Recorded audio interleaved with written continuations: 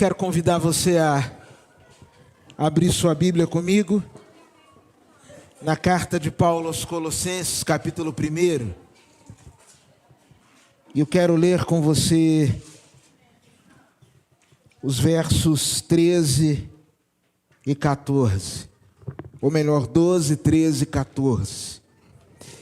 Nós estamos desde o início desse mês pregando sobre o tema enraizados.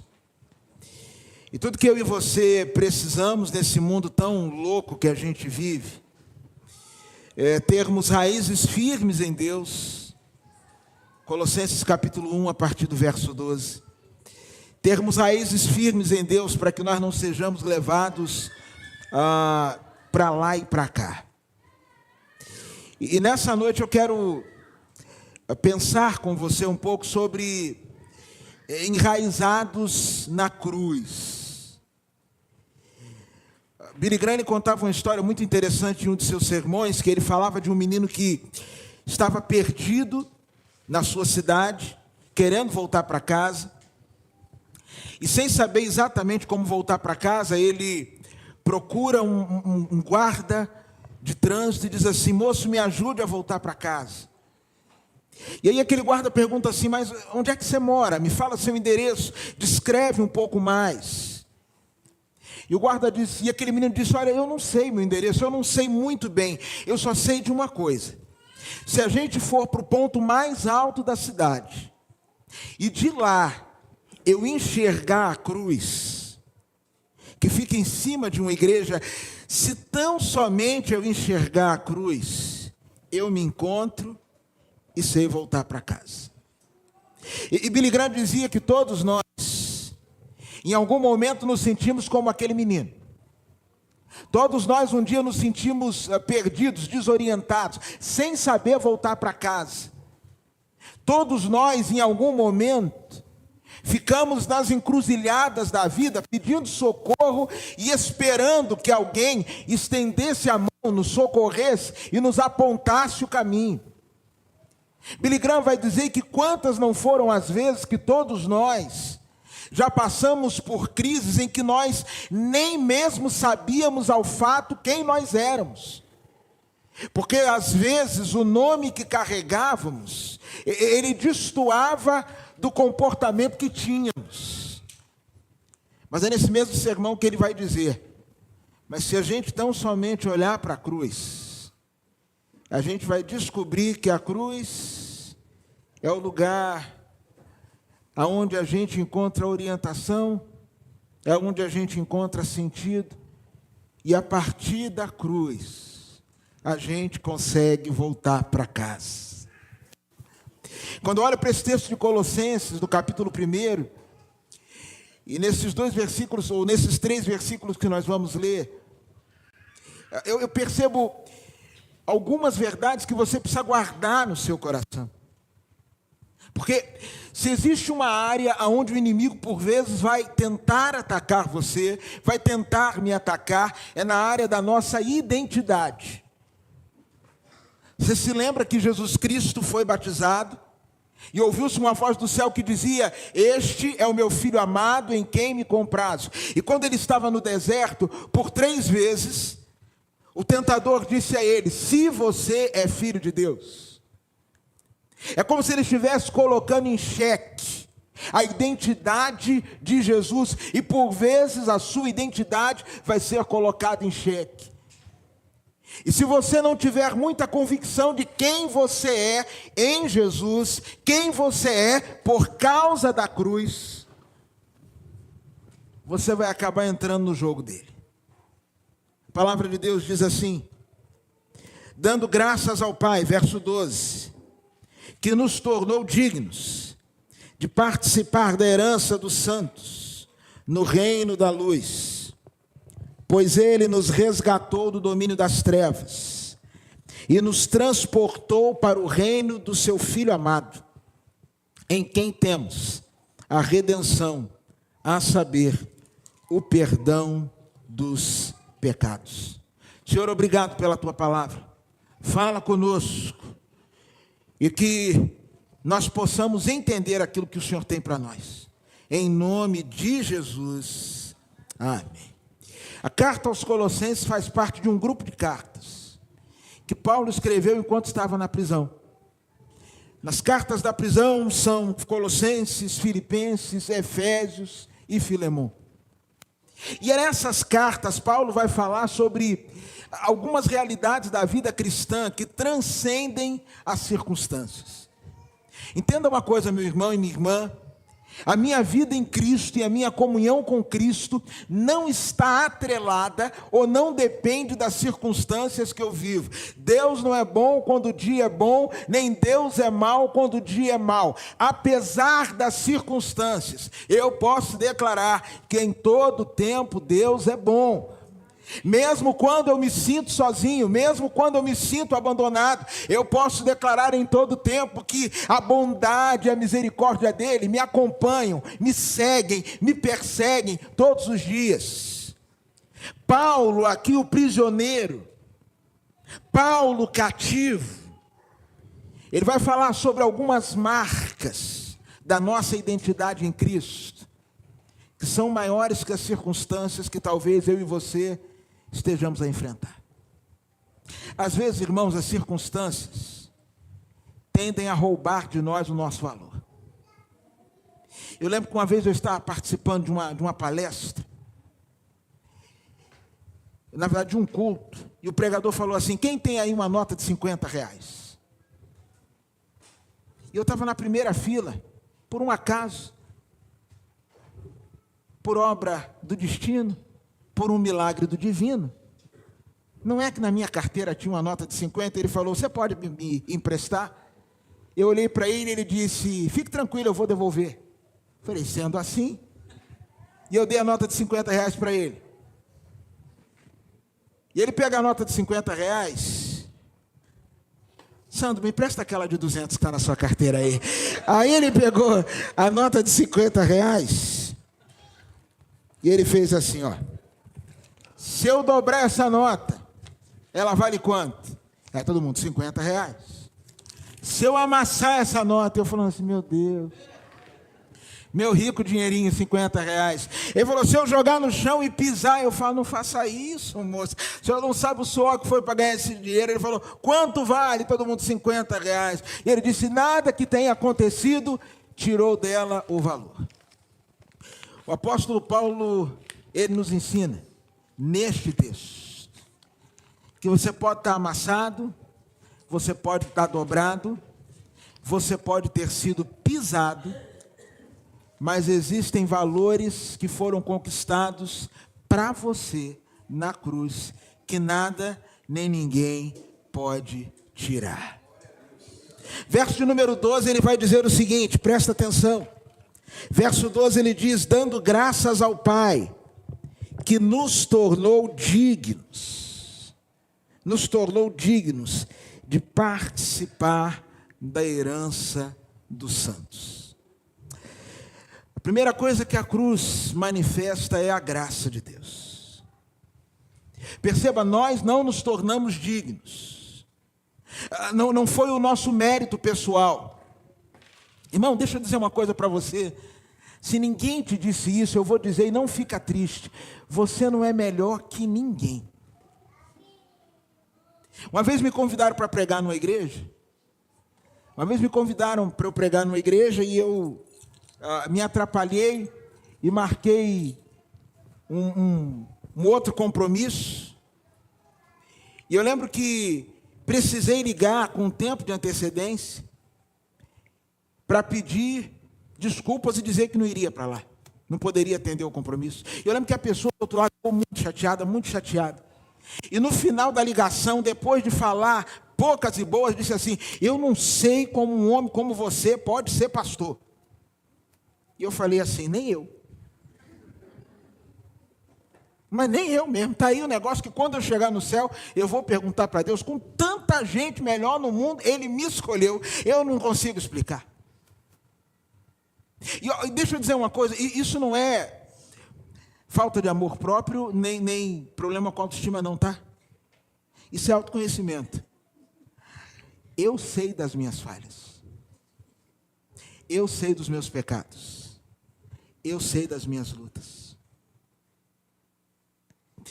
E às vezes nós achamos que, para sermos aceitos por Deus, nós temos que cumprir uma série de coisas.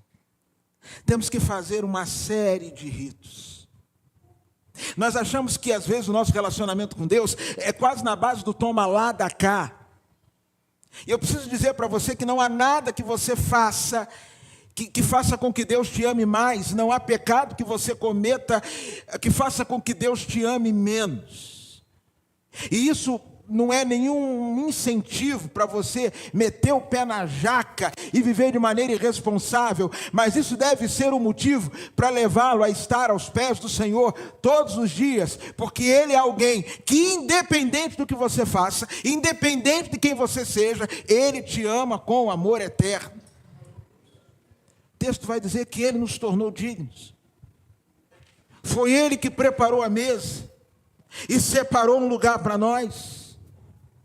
Bobeira, irmãos, a gente achar que por sermos cristãos, que por termos um dia sido alcançados pela graça de Deus, nós somos melhores que qualquer pessoa que está aí fora, se arrebentando, se embriagando, pintando 7 e apagando 8. Besteira a gente achar que é melhor.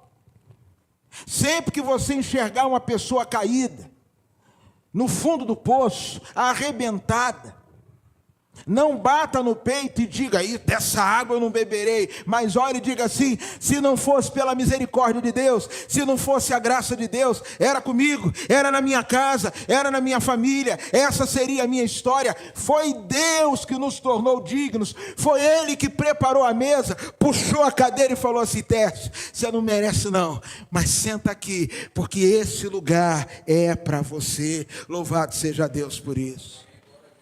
Meu irmão, nunca perca de vista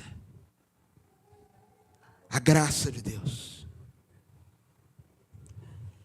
Eu não sei você, mas grande parte de nós que temos 35 para cima,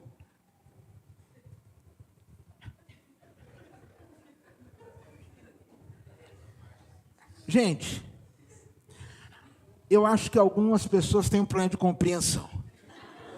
Eu falei 35 para cima, eu não estou dizendo que eu tenha 35. 70 é 35 para cima, sim ou não? Eu posso ter 70, estou falando 35 para cima, calma. Muitos de nós que somos 35 mais, fomos criados com a ideia de um Deus extremamente carrasco, de um Deus punitivo. E nós sabemos muito sobre castigo, mas sabemos muito pouco sobre graça. Eu me lembro de uma canção que eu cantava quando criança, eu não sei quem aqui cantou, que dizia assim: cuidado, boquinha, com que fala, cuidado, boquinha, com que fala, o Salvador do céu está olhando. Eu morria de medo dessa parte. Cuidado, boquinha, no que fala. Aí depois era a parte, né? Cuidado, olho, boca, mão e pé. Cuidado, olho, boca, mão. Eu arrepiava nessa hora. O Salvador do céu está olhando para você. Cuidado, olho, boca, mão e pé. Eu falava assim: estou frito. Me leva logo, Senhor, não me deixa aqui não. Ainda bem que não tinha a parte que dizia: cuidado, cabecinha, com que pensa. Ainda bem. Ainda bem. Nós crescemos sabendo muito de um Deus punitivo. E eu quero dizer para você que Deus não é bagunça não, tá? Deus não é bagunça. Mas nós, ao passo que aprendemos muito sobre a severidade de Deus, deixamos muito de lado a bondade de Deus. E começamos a achar que algumas situações, que alguns lugares, por conta do nosso histórico, por conta dos nossos pecados, por conta das nossas escolhas, nunca poderão ser ocupados por nós. Olha, não está em você, mas está no fato dele na cruz ter decidido tornar você digno de participar da herança. Que nada roube de você essa certeza.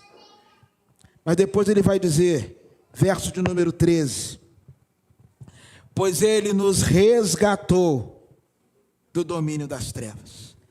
Presta atenção, essa palavra resgatou, literalmente pode ser traduzida como livrar do perigo.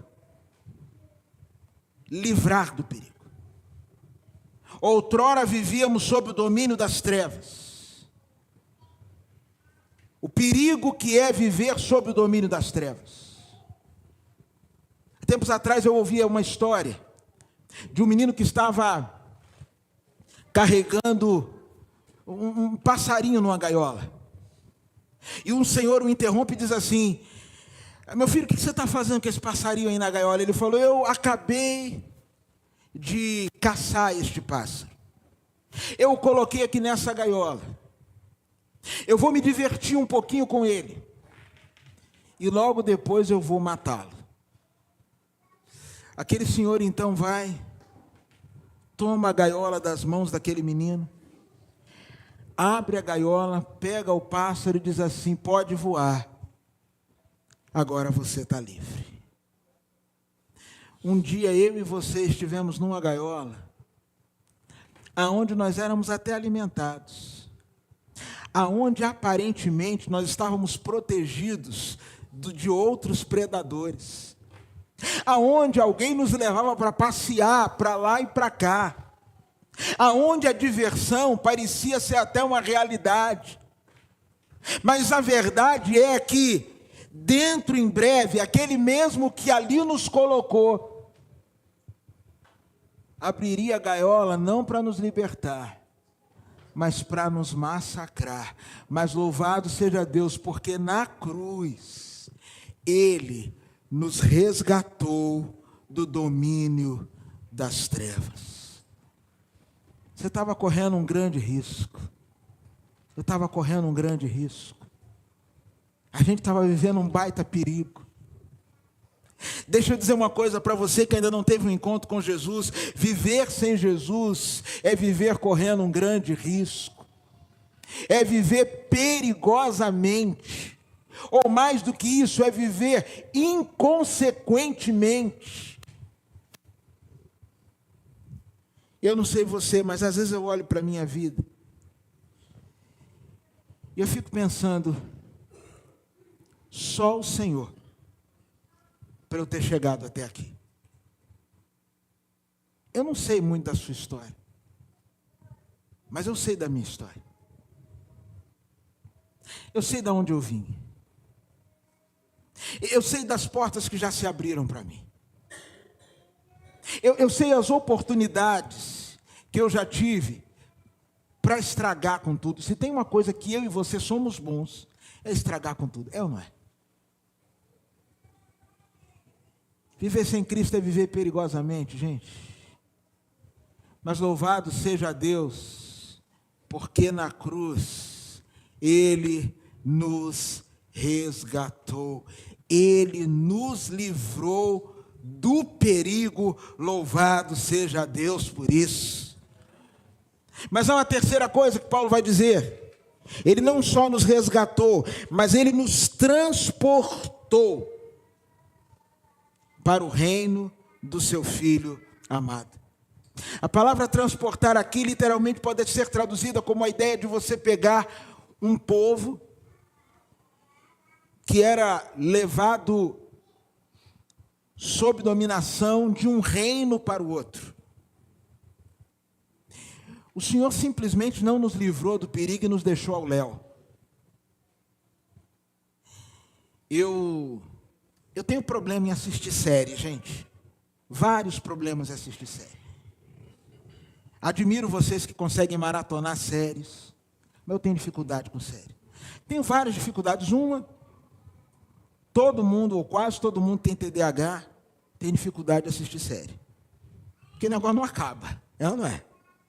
O negócio não acaba. Eu vi um dia dessa história de um menino, que o avô, ele saiu de casa, e o avô falou assim, coloca um filme aí para eu assistir. O infeliz colocou uma série.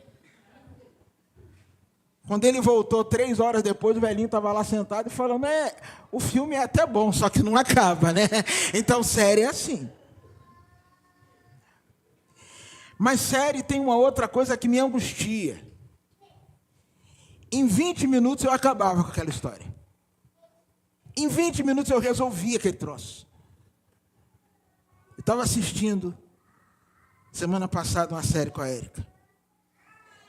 Ela quer me converter a maratonar séries. Estávamos assistindo uma série. Dorama. Apaixonados. Vou orar por você. Realmente perdeu o temor. Aí a gente estava assistindo uma série. Irmãos, aquela série não acabava. E quando acabou, não acabou. Você assistiu uma série assim?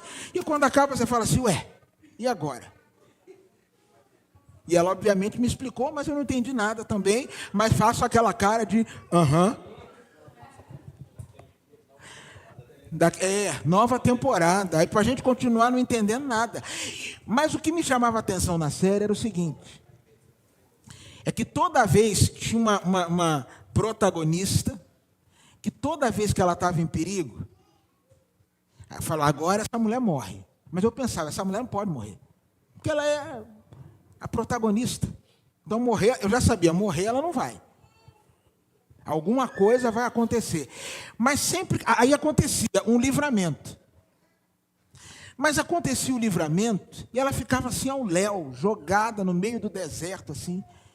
Parecia, lembra a caverna do dragão? Que aparecia o mestre dos magos, o povo ficava mais perdido ainda do que estava antes. Não foi isso que o Senhor fez conosco. Ele não nos libertou do império das trevas e disse assim, agora é com você. Mas Ele nos introduziu, Ele nos colocou sob os cuidados, diz a palavra de Deus, do reino do seu Filho amado. Ele não falou assim, olha, eu tirei você do domínio das trevas, agora tome as suas decisões, faça as suas escolhas. Agora é com você, a minha parte eu já fiz, eu já abri a porta da cadeia. Não, mas ele como que nos carregou no colo e nos colocou no lugar aonde por nós mesmos nós jamais estaríamos. Ele nos transportou para o reino do seu Filho amado. Deixa eu dizer algo para você. Deixe falar algo que eu quero que você guarde no seu coração. Eu não sei o que você vai ouvir essa semana. Eu não sei quais as experiências você vai ter. Eu não sei se em algum momento vão tentar diminuir você, vão tentar descredibilizar você. Vão tentar fazer com que você não se perceba como quem você de fato é, e você é um filho amado do Senhor. Pode ser que existam momentos em que você sinta, sabe, o peso das trevas vindo contra você. Não se esqueça que aquele que te tirou das trevas não te deixou vagando no deserto. Ele te introduziu no reino do seu Filho amado. Louvado seja Deus por isso. E a última coisa que esse texto vai dizer, que eu quero destacar. Verso 14 diz, em quem temos a redenção, a saber, o perdão dos pecados. Eu gosto muito, irmãos, de uma declaração que está nessa mesma carta. Quando o apóstolo Paulo vai dizer no capítulo 2, no verso de número 14, ele vai dizer assim, falando sobre a obra de Cristo na cruz, e cancelou a escrita de dívida, que consistia em ordenanças e que era contra nós. Ele a removeu, pregando na cruz. Na porta das cadeias romanas, geralmente aonde o preso se encontrava, ficava como que uma ficha, um escrito, aonde estava ali o nome do preso, o crime que ele cometera e a pena que ele tinha que cumprir. Todos os dias aquilo era um lembrete de quem ele era, do que ele tinha feito e o que ele tinha que pagar. A palavra de Deus vai nos dizer que na cruz, o Senhor Jesus, ele pegou aquele escrito de dívida que era contra nós e ele rasgou o escrito de dívida. De repente, na sua vida, tinha um escrito de dívida que dizia assim: mentiroso, adúltero, fofoqueiro, sonegador, a vergonha da família. Eu não sei o que estava escrito lá na porta da prisão, mas uma coisa eu sei: quando Cristo morreu na cruz, ele rasgou o escrito de dívida. Por isso que Paulo vai dizer que não existe mais nenhuma condenação para aqueles que estão em Cristo Jesus. A gente tem uma mania muito feia. A Bíblia diz que Deus pega os nossos pecados, lança no fundo do mar, e deles ele não se lembra mais. Você não precisa carregar o peso da culpa. E você não precisa ficar pedindo perdão para Deus daquilo que nem Ele mesmo se lembra mais. Ele já lançou no fundo do mar. Ele já rasgou o escrito de dívida. Em Jesus Cristo, a liberdade, total liberdade, plena liberdade. É por isso que eu gosto de dizer que aqui na igreja, ninguém é ex-coisa nenhuma. A igreja não tem ex-alcoólatra, ex-viciado, ex-bandido, ex-isso, ex-aquilo, tem nada disso. A igreja de Cristo ela é composta de um único tipo de gente. Porque se alguém está em Cristo, nova criatura é. As coisas velhas já passaram, e eis que tudo se fez novo. O escrito de dívida foi rasgado. Meu irmão, em nome de Jesus,